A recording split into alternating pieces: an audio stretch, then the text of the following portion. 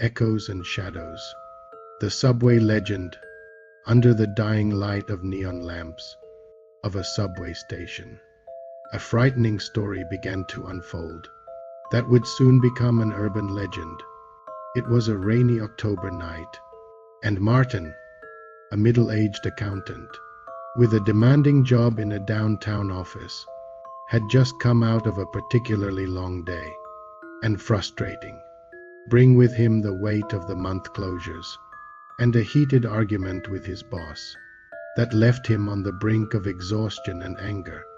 In a hurry, walked quickly to the nearest subway station. His mind was consumed by the desire to get home, take a hot shower, and wash away the day's hardships. However, as he approaches the pinwheels, watch the subway doors close in front of him. He ran, shouted, but the train began to move, leaving him behind, full of frustration and accumulated anger. It was at that moment that something inside him began to change. The fury he felt was not simply emotional. It was primitive, visceral. As he turned away from the others, his breathing became heavy, his hands started shaking, and his thoughts were clouded with animal anger. People around him began to notice his strange behavior, but it was too late. Under the subway light, the accountant began to transform.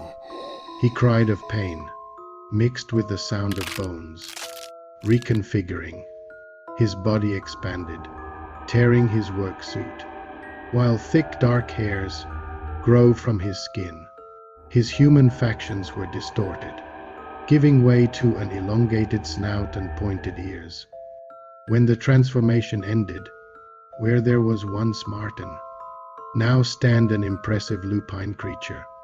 The passengers screamed and ran in terror, stumbling upon each other in chaos, trying to escape from the creature, which now occupied the platform.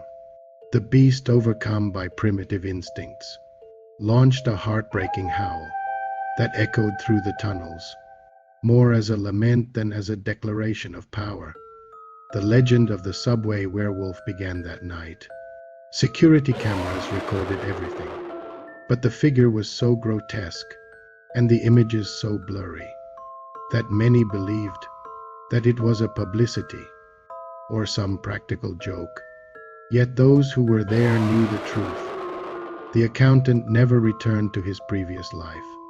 He disappeared without a trace, running through the tunnels under the city, fueling rumors and whispers about hidden creatures that wander among us, sometimes much closer than we might think.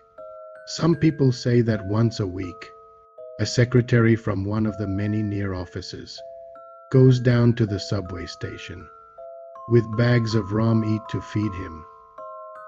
But that's another story.